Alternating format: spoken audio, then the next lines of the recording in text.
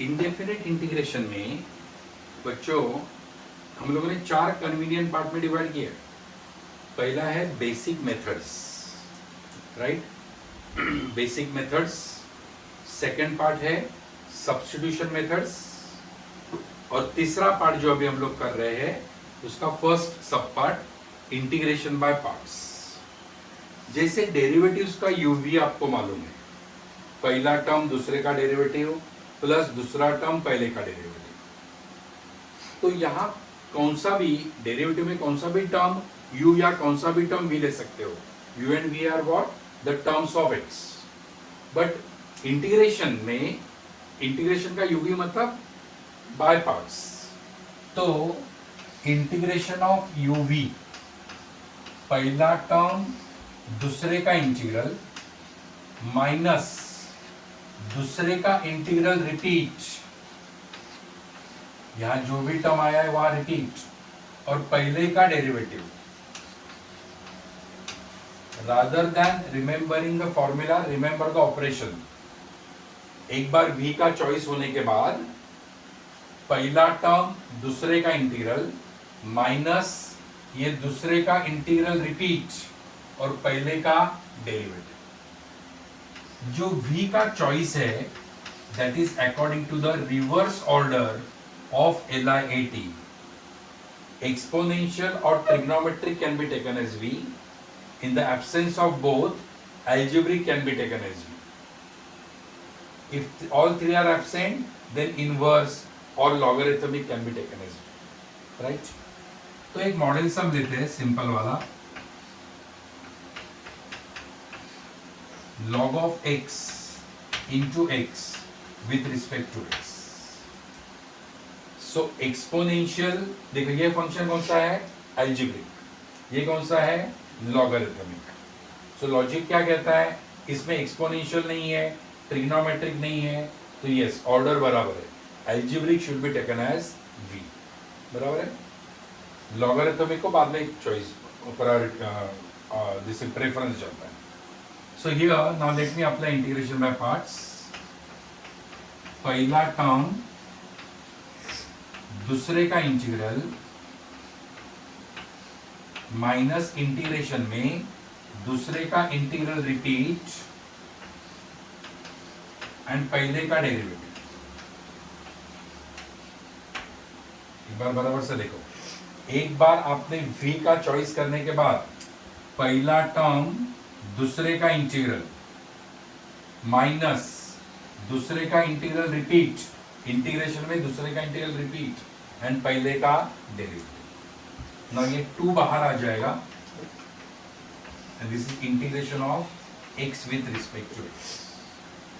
तो बच्चों अभी फिर से x का इंटीग्रल क्या आएगा, x²/2। आपका जो फर्स्ट टर्म है वो as it is,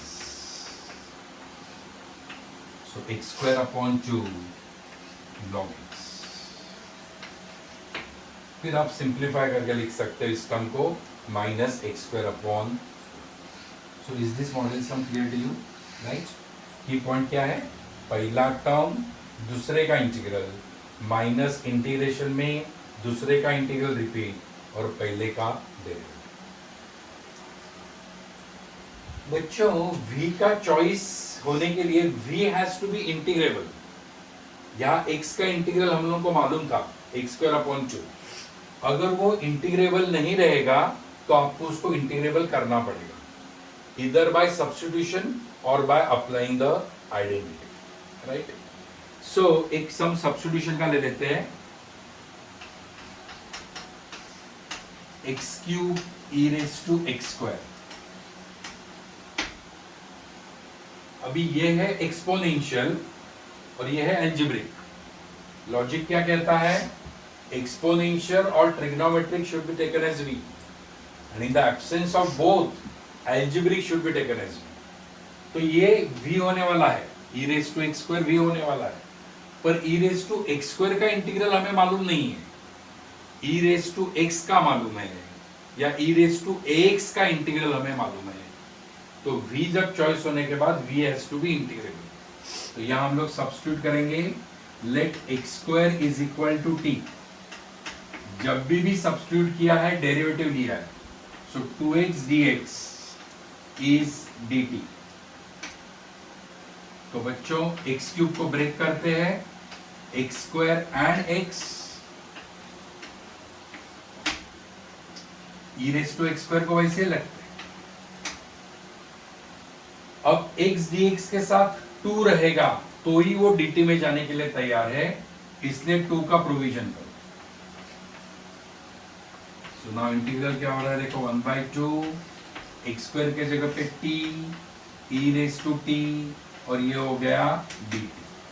her x को जिस वक्त आप t में कन्वर्ट करते हो, it has to go in the standard formula और स्टैंडर्ड टाइप, स्टैंडर्ड मेथड। तो नाउ बाय पार्ट्स अप्लाई कर सकते हैं हम लोग। बाय पार्ट्स अप्लाई करते समय जो भी इंटीग्रल के बाहर रहेगा वहां स्क्वायर ब्रैकेट डाल देना, क्योंकि अंदर 2 टर्म्स आने वाले हैं। सो बाय पार्ट्स, पहला टर्म दूसरे का इंटीग्रल माइनस दूसरे का इंटीग्रल रिपीट और पहले का derivative.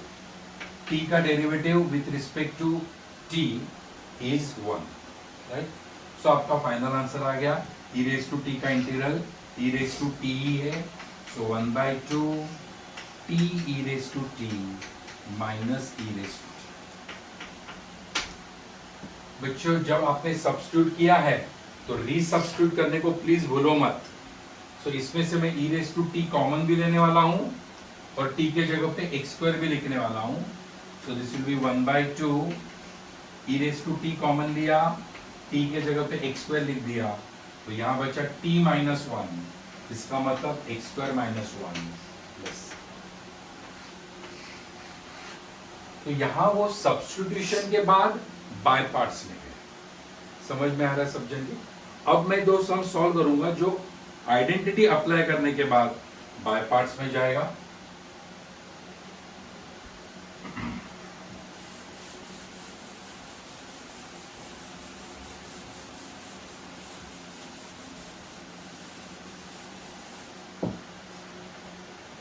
x cos square x,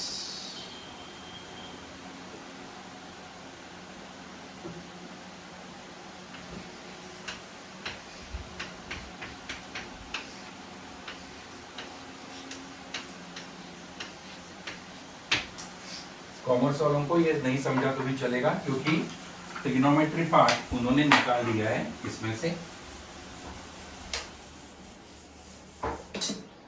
okay, तो बच्चों आइडेंटिटी अप्लाई कर दी तो cos स्क्वायर x की जगह पे लिख सकते हैं 1 प्लस cos 2x अपॉन 2। अब 2 को बाहर लेंगे, x से मल्टीप्लाई करूंगा मैं और इंटीग्रल भी ले लूंगा। So integral of x with respect to x plus integral of x cos 2x with respect to x। 1/2 को मैंने बाहर निकाला, मल्टीप्लाई किया और इंटीग्रल लिया, मल्टीप्लाई किया और इंटीग्रल लिया, तो इसका ही सब चुकता हो गया। x का इंटीग्रल एक्स स्क्वायर अपॉन 2 और यहां मैं बाय पार्ट्स अप्लाई करूंगा। तो देख लो 1/2 x का integral x square upon 2 plus, बच्चों बाय पार्ट्स जब भी अप्लाई करोगे प्लीज ब्रैकेट डाल देना। पहला टर्म दूसरे का इंटीग्रल माइनस दूसरे का इंटीग्रल रिपीट और पहले का डेरिवेटिव। x का डेरिवेटिव 1 है ना, चेक करो। x का इंटीग्रल एक्स स्क्वायर अपॉन 2, फिर पहला टर्म cos का इंटीग्रल होता है माइनस साइन, cos का इंटीग्रल साइन होगा। सो cos 2x का इंटीग्रल sin 2x अपॉन 2, पहला टर्म दूसरे का इंटीग्रल माइनस दूसरे का इंटीग्रल रिपीट और पहले का डेरिवेटिव। सो नाउ ये 1/2 as it is, x square upon 2 as it is. बच्चों इंटीग्रेशन सिर्फ इसका लेना है, इसका ले चुके हैं हम लोग. So this is x sine 2x upon 2 minus 1/2 बाहर आ गया एंड साइन 2x का integral minus cos 2x upon 2.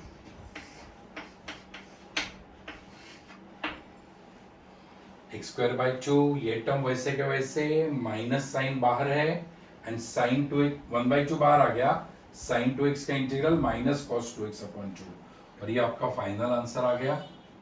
So this is 1/2, this is x square upon 2, this is x sine 2x upon 2 and this is plus cos 2x upon 4. That's your final answer. तो integration by parts की ये आपकी सब method 1 है. सब method 1, right. 3 parts है integration by parts में. तो ये पहला मेथड क्या है? मेक v इंटीग्रेबल इधर बाय अप्लाइंग द आइडेंटिटी और bye substitution. Is it clear to you? Right. Thank you बच्चों.